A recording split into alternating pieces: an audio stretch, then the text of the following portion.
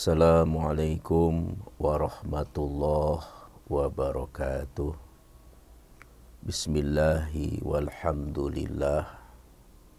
Wassalatu wassalamu ala rasulillah Sayyidina wa maulana Muhammad ibn Abdillah wa ala alihi wa sahbihi wa mawalah, amma ba'du.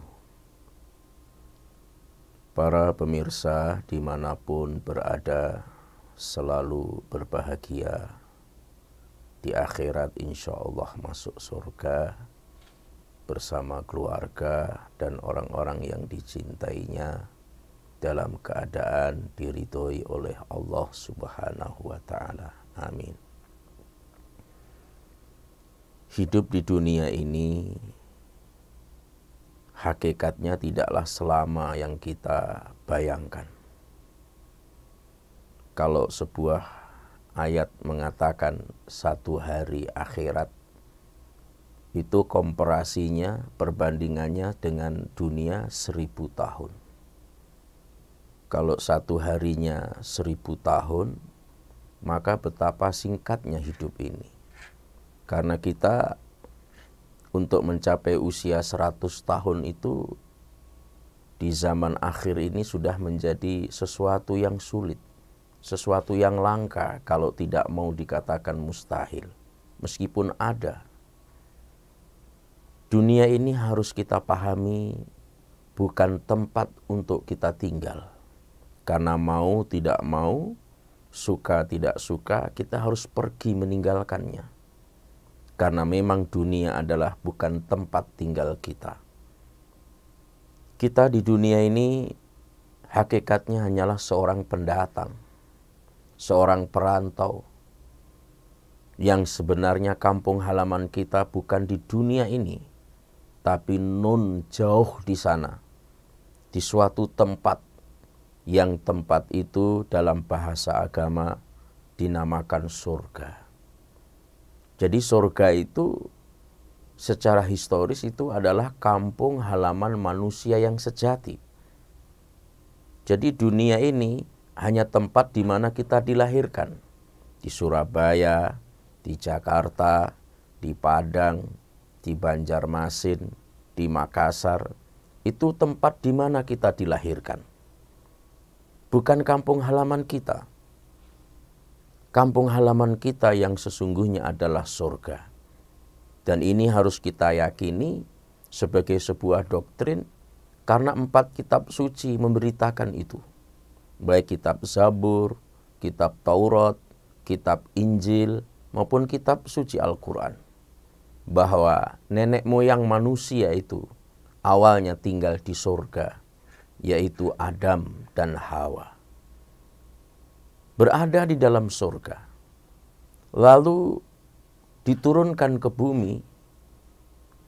Di bumi ini kita sebagai pendatang, meskipun sebelum kita datang sudah ada makhluk yang datang terlebih dahulu dari kita, termasuk bangsa jin 5000 tahun datang lebih dahulu daripada kita. Tapi bangsa jin juga pendatang, sama dengan kita pendatang, yang punya misi, peran yang sama.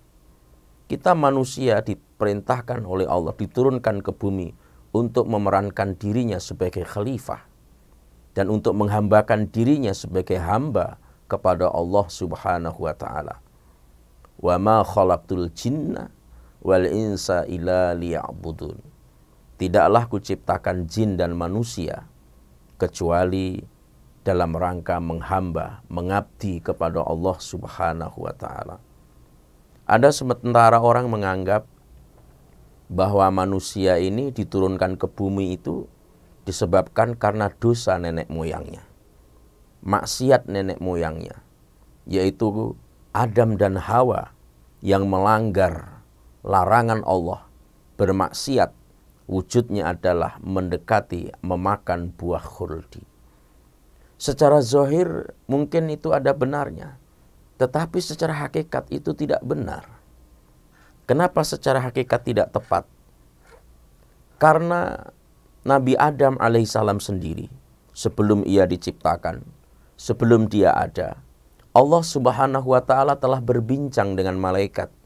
Wa idh qala rabbuka lil malaikati inni ja'ilun fil ardi khalifah.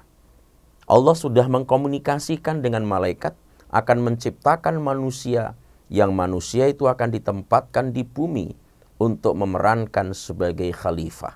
Itu Adamnya belum ada. Adamnya belum diciptakan. Sehingga dapat dipahami, makan buah khuldi, tidak makan buah khuldi, tetap Nabi Adam akan diturunkan ke bumi ini, ke dunia ini. Kenapa? Itu sudah menjadi planning, menjadi perencanaan Allah jauh sebelum keberadaan Adam. Maka termasuk dalam hal yang su'ul adab ketika kita menuduh kakek kita, nenek moyang kita Adam dan Hawa itu sebagai penyebab penderitaan kita di dunia ini. Gara-gara dia melanggar larangan Allah sehingga kita diturunkan ke dunia ini. Itu sesuatu yang tidak tepat. Karena makan buah khuldi, tidak makan buah khuldi, tetap akan diturunkan ke dunia.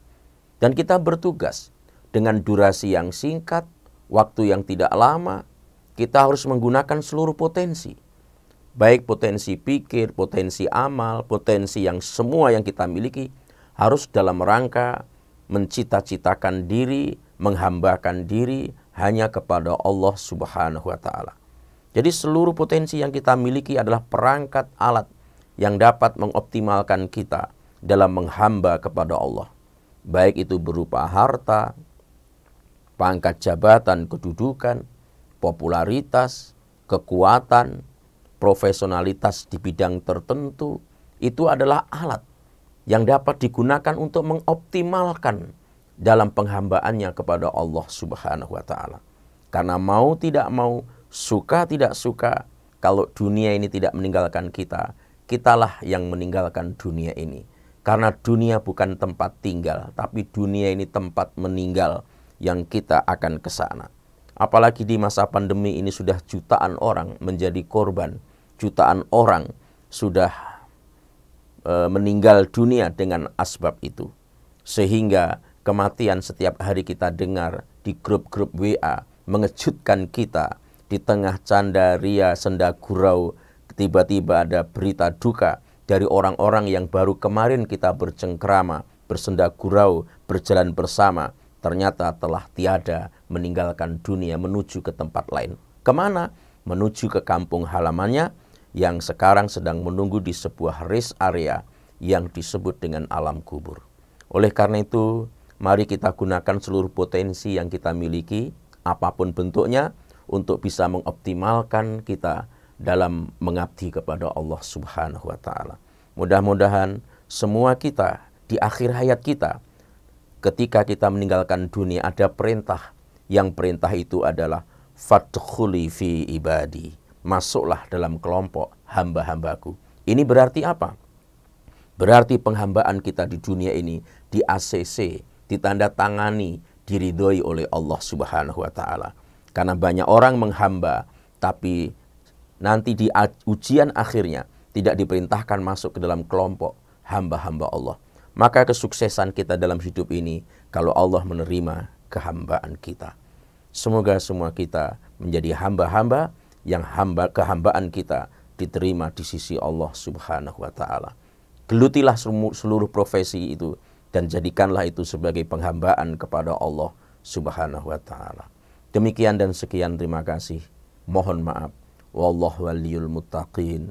Assalamualaikum warahmatullahi wabarakatuh.